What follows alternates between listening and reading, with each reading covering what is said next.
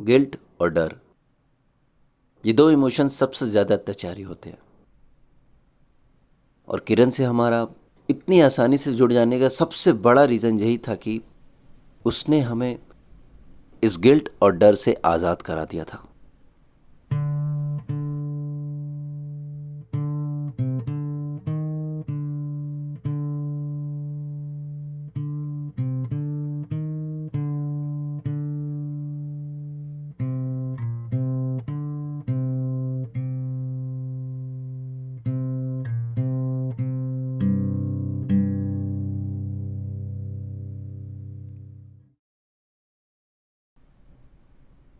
Guilt तो था।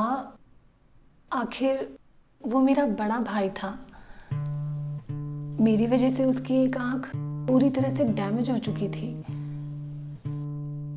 अब जब भी उसके लिए शादी का कोई रिश्ता आता और उसकी आंख की वजह से वो रिश्ता टूट जाता तो गिल्ट होता था मुझे। उसके दोस्त उसे काना बोलकर चिढ़ाते थे तो गिल्ट होता था मुझे। पर फिर किरण ने कुछ ऐसा कहा कि वो गिल्ट एकदम से छू हो गया।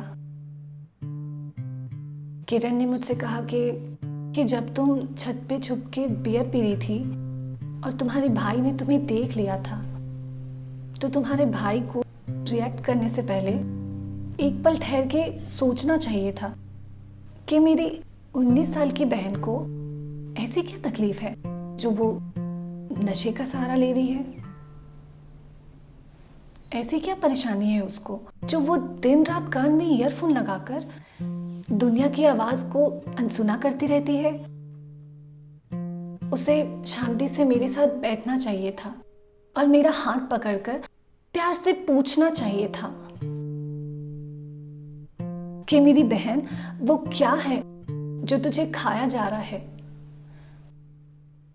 जब कोई तुम्हारी ना सुने और सिर्फ तुम्हें सुनाता रहे और तुम पलट के कुछ बोल भी ना पाओ तो अंदर ही अंदर गुस्सा जन्म लेने लगता है। किरण ने मुझसे कहा कि तुम बहुत दिनों से गुस्से को अपने अंदर पाल के बैठी थी। उस रात वही गुस्सा तुम्हारे भाई पे निकल गया तो गिल्ट में जीना बंद करो।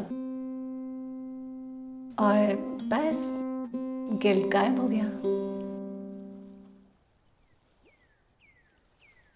मुझे भी किरण से पूछना चाहिए था कि ऐसा क्या है जो उसे खाया जा रहा है।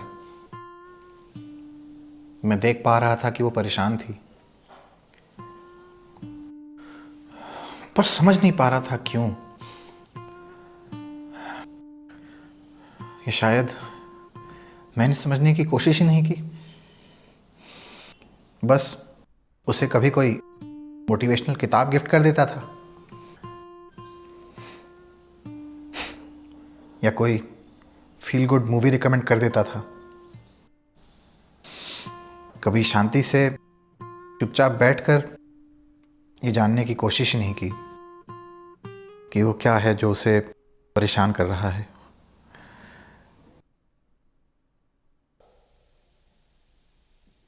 मुझे इस बात का गिल्ट था कि मेरी वजह से मेरे पापा का सर शर्म से झुक गया था। मेरी वजह से न जाने उन्हें दुनिया में क्या क्या सुनने को मिला होगा। पर फिर किरण ने कहा, शराब जिसे लोग शौक से पीते हैं फिर लड़ाइयाँ करते हैं वो तो इलीगल नहीं है। वो गाड़ी जिसे लोग स्टेटस सिंबल के लिए चलाते हैं, धुआं छोड़ती है, पोल्यूशन फैलाती है, वो तो इलीगल नहीं है। बिना दलाल के सरकारी काम करवा सकते हो। ट्रैफिक पुलिस को कितनी बार घूस देते हैं लोग, क्या ये सब इलीगल नहीं है? नशे की वजह से जो तुमने सजा काटी और उस सजा के दौरान जो तुम्हारे इनमेट्स और पुलिस वालों ने तुम्हारे साथ किया,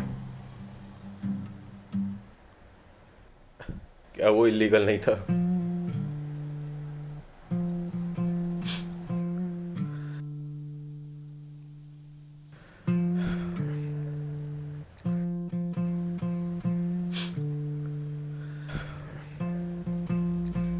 वो कहती थी,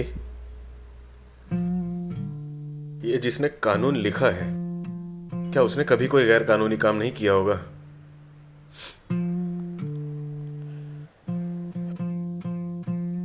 ये सुन के मेरा गिल्ट चला गया। अब मैं दोबारा कभी गिल्टी फील नहीं करूंगा।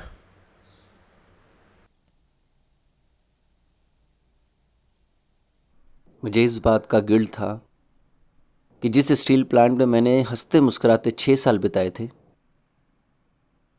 जहाँ का हर एक एम्प्लॉय मुझे देखकर फ्रेंडली स्माइल देता था, वो अब मेरे बारे में क्या सोच रहा होगा कि वो जो हंसता मुस्कुराता सीधा साधा निशान था, वो इतना गुस्से वाला है। मैं एक बहुत छोटे गांव में पैदा हुआ था। छोटा गांव, छोटी जात, इन सब के बारे में तो कमेंट सुनने की आदत से पड़ जानी चाहिए थी, पर मुझे आदत नहीं पड़ी। बल्कि मुझे कोई छोटी जात वाला जब बोलता था तो मुझे गुस्सा आता था, मेरा खून खौल उठता था। तो कहीं गुस्से में मैं कुछ गलत ना कर बैठूं और मेरी फैमिली को कोई प्रॉब्लम ना हो, इसलिए मेरे बाबूजी ने मुझे शहर भेज दिया पढ़ने के लिए। जब मैं शहर गया तो वहां मैंने देखा कि यहां तो कोई जात पात की बात ही नहीं करता है। यहां तो सब एक बराबर है। यहाँ ठाकुर भी मेरा दोस्त था, शर्मा भी मेरा दोस्त था। हम सब साथ में रहते, साथ में खाना खाते थे। शहर में रहते रहते मैं भूल गया था कि मैं छोटी जात वाला हूं, और मेरा गुस्सा भी गायब हो चुका था। फिर एक दिन उस नए इंजीनियर ने मुझसे मेरी जात पूछी। जब मैंने उसे अपनी जात बताई तो वो हंसने लगा और मुझसे बोला कि अगर तुम मेरे गांव में होते तो तुम मेरे घर के कचरे उठा रहे होते, अब यहां हो तो कम से कम मेरे नखरे उठाओ। ऐसा सुनते ही मुझे गुस्सा आ गया। 10 साल से जिस गुस्से को मैं थाम के रखा था वो अचानक से फूट पड़ा, और पास में जो एक वर्कर, एक लेबर काम कर रहा था, उसके हाथ में कुल्हाड़ी थी। वो कुल्हाड़ी मैंने ली और उस इंजीनियर के हाथ में मार दी, और उसका वो हाथ कट गया।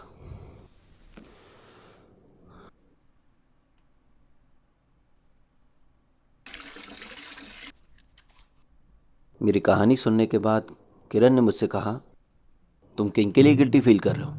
उनके लिए शायद जिन्होंने तुम्हारे बारे में ये सुनते यही कहा होगा ना कि देखो, दिखा दी ना अपनी जात। अरे ये लोग जितना भी पढ़ लिख लेना, लेकिन रहेंगे वही छोटी जात वाले। इनके बहुत हिमायती बनते थे ना, देखो इनकी असलियत।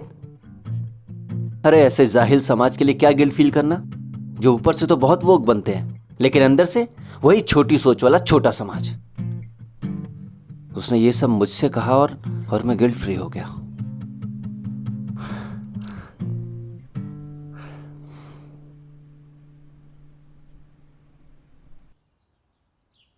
आप एक मोलेस्टर को कैसे डिफेंड कर सकते हैं?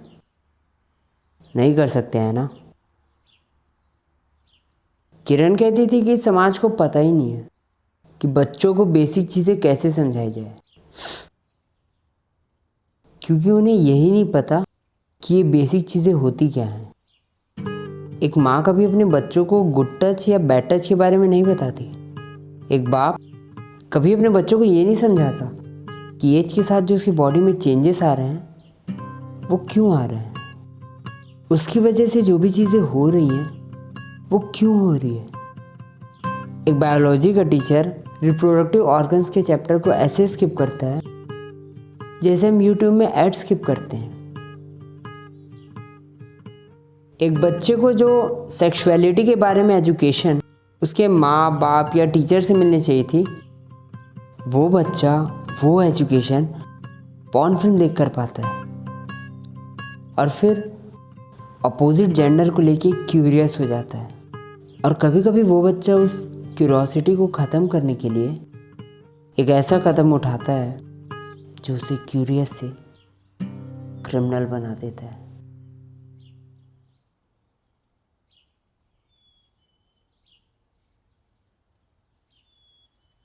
जो गिल्ट मुझे अंदर ही अंदर खोखला किए जा रहा था कि मैंने अपने टीचर के साथ वो किरण की बातें सुनकर धीरे धीरे ख़त्म होने लगा था। और जिस दिन हम सब अपने गिल्ट से आज़ाद हो गए, उस दिन किरण ने हमें एक सर्कल बना के बैठ जाने को कहा और कहा कि अब खुद को गले से लगा लो, ऐसे।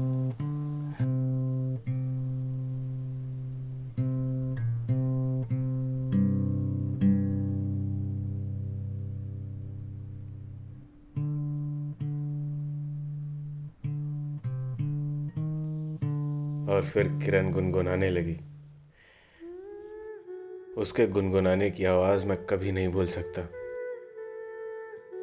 वो मुस्कुराते हुए गुनगुना रही थी, पर फिर भी ऐसा लग रहा था कोई दर्द छुपा है उसकी आवाज में, जो आप सुन तो पा रहे थे मगर समझ नहीं पा रहे थे।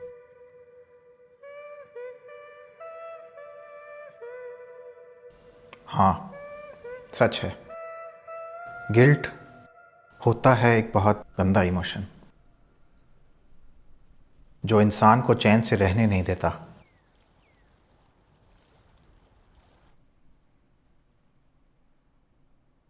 किरण हमारी दादी से बहुत क्लोज थी। वो भी उसे बहुत चाहती थी। दादी की काफ़ी उम्र हो गई थी। उनके पैरों में तकलीफ थी। इलाज चल रहा था पर कुछ खास असर नहीं हो रहा था। दादी हमारे साथ रहने नासिक आई हुई थी। तब किरण 14 साल की रही होगी। दादी का उसके साथ मन लगने लगा। एक दिन हम अपने अपने काम से बाहर गए हुए थे और घर पर सिर्फ दादी और किरण ही थीं।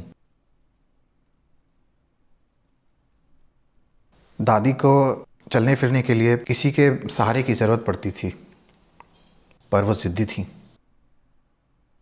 कभी कभी खुद ही उठ के बैठ जाती थी और स्टिक के सहारे चलने फिरने की कोशिश करती थी।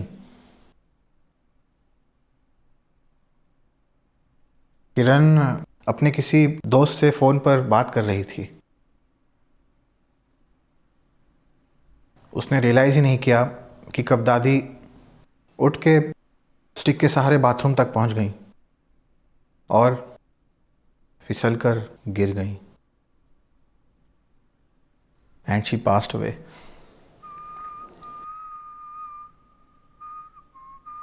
उस दिन मॉम डैड ने किरण को बहुत कोसा,